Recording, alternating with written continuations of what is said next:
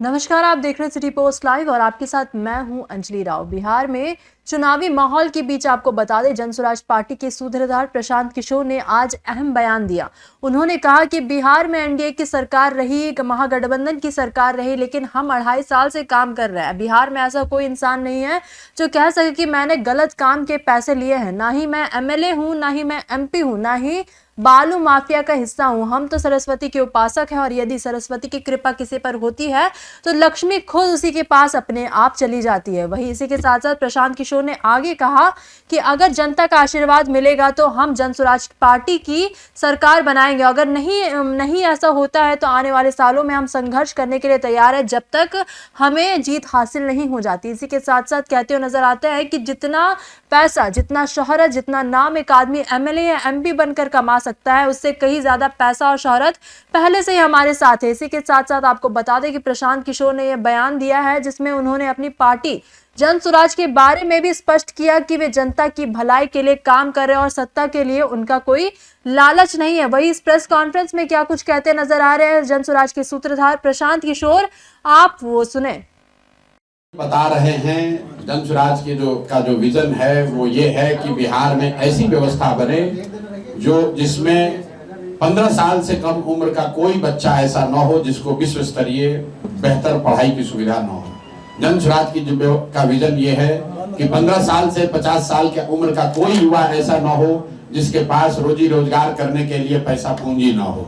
जनसुराज का विजन ये है कि यहाँ पर 60 वर्ष से ज्यादा उम्र के जितने महिला पुरुष हैं उनको कम से कम 2000 रुपया पेंशन का मिले ताकि वो सम्मानजनक जिंदगी बिता सके। जनसुराज का विजन ये है कि बिहार में खेती को मनरेगा से जोड़ा जाए ताकि बिहार का किसान भी पंजाब और हरियाणा के किसानों के तरह पैसे कमा सके। जनसुराज का विजन ये है कि गुजरात की तरह, जैसे गुजरात में अमूल की क्रांति हुई थी, उसी तरीके से बिहार की महिलाओं को घर घर सरकारी गारंटी पर कम से कम 1 लाख रुपया कर्ज दिया जाए, 4 रुपए सालाना ब्याज पर, ताकि हर घर में महिला कुछ न कुछ काम कर सके, रोजगार कर सके, गाय भैंस दूध उत्पादन कर सके, मछली पालन कर सके, मुर्गी फार्म चला सके, सिलाई का काम करे, मिठाई का काम करे। यहाँ पर हम लोग स्वरोजगार चाहते हैं। हम उनमें से नहीं है जो कहता है कि सरकारी नौकरी देकर बिहार सुधार देंगे। जो लोग कहते हैं सरकारी नौकरी दे देंगे वो पूरे तरीके से फ्रॉड हैं, झूठ बोल रहे हैं। मैं आपको आंकड़ा दे देता हूं, पूरे बिहार में चपरासी जिले के मुख्य सचिव तक सिर्फ 23.25 लाख लोग ही सरकारी नौकरी करते हैं। मतलब 1.97% लोग ही सरकारी नौकरी करते हैं। तो अगर कोई कह रहा है कि हम आकर नौकरी दे देंगे तो पूरे बिहार में जितनी नौकरी, अगर सबको नौकरी मिल जाए तो भी 98% लोगों को सरकारी नौकरी नहीं मिल सकती है। ये झूठ बात है। कोई ये कह रहा है कि हम आकर फैक्ट्री खोल के नौकरी दे देंगे, वो भी संभव नहीं है, क्योंकि सिर्फ फैक्ट्री खोलने से 13 करोड़ लोगों को रोजगार नहीं दिया जा सकता है। अगर रोजगार चाहिए तो यहाँ पर शिक्षा की व्यवस्था करनी होगी और घर घर में पूंजी की व्यवस्था करनी होगी ताकि लोग अपने घरों में कुछ न कुछ छोटा मोटा रोजी रोजगार कर सके। इसीलिए जनसुराज ने जो दावा किया है कि अगर जनसुराज की सरकार बनी तो साल भर के अंदर यहाँ पलायन को रोक दिया जाएगा। किसी भी हालत में यहाँ के युवाओं को 6-8 हजार रुपया के मजदूरी के लिए बिहार से बाहर नहीं जाना पड़ेगा। ये इस बात की गारंटी जनसुराज की है। मुझे ये सवाल पूछा गया पहले, तो आप ये समझ लीजिए कि क्या पूछा गया और मैंने क्या बोला है। सवाल ये पूछा गया कि आप चुनाव लड़ेंगे कि नहीं। मैंने ये कहा है कि प्रशांत किशोर पार्टी से ऊपर नहीं है। पार्टी जो तय करेगी वो करेंगे। अगर पार्टी तय करती है कि मुझे राघोपुर से लड़ना है तो राघोपुर से लड़ेंगे। अगर पार्टी तय करती है बरबीघा से लड़ना है, बरबीघा से लड़ेंगे। अगर पार्टी तय करती है हरनौत से लड़ना है तो हरनौत से लड़ेंगे। विपक्षी लोग आपके पार्टी की फंडिंग पर सवाल उठा। देखिए, पिछले 2.5 वर्षों से मैं बिहार में जनसुराज अभियान, एनडीए की सरकार है, बिहार में एनडीए की भी सरकार रही और महागठबंधन की भी सरकार रही। डंके की चोट पर 2.5 वर्ष से हम ये काम कर रहे हैं। बिहार में कोई माई का लाल ऐसा नहीं जो कह दे कि प्रशांत किशोर को उसने 1 रुपया भी गलत दिया हो।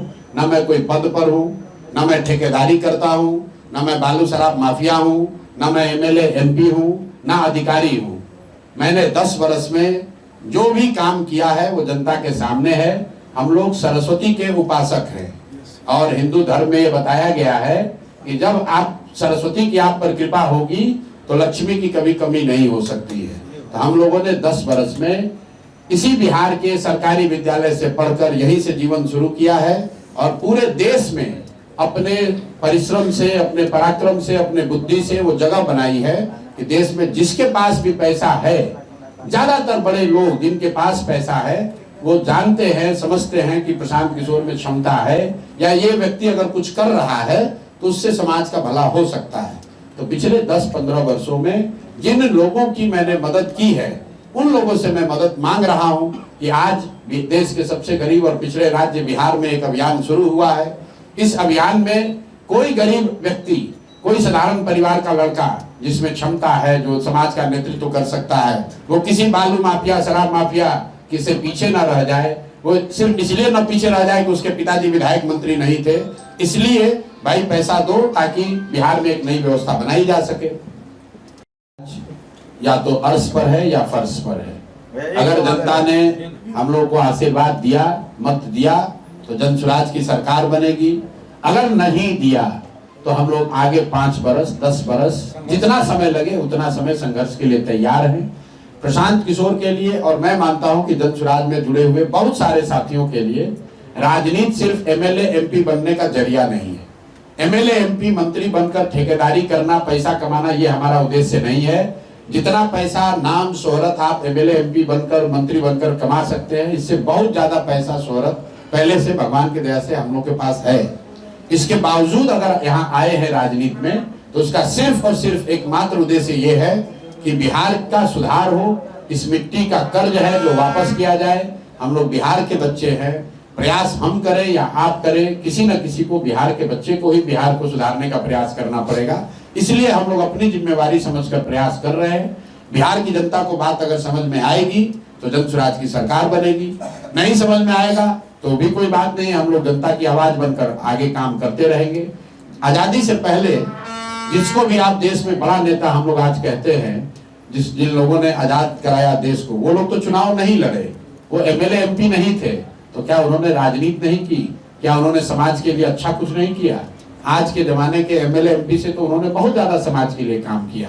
तो जन स्वराज सिर्फ चुनाव लड़ने, एमएलए एमपी लड़ने की व्यवस्था नहीं है, सरकार बनाना एकमात्र लक्ष्य नहीं है, सत्ता बदलना लक्ष्य नहीं है, व्यवस्था बदलना लक्ष्य है। और समाज में हम लोग जुड़कर काम आज भी कर रहे हैं और आगे भी करते रहेंगे। बीच में चुनाव आएगा, चुनाव पूरी ताकत से लड़ा जाएगा। जनता अगर मदद करती है, आशीर्वाद देती है तो वो काम भी पूरा किया जाएगा। लेकिन अगर सरकार बन भी गई तो भी जन स्वराज का जो समाज के स्तर पर प्रयास है वो जैसे अभी चल रहा है वो आगे भी चलता रहेगा।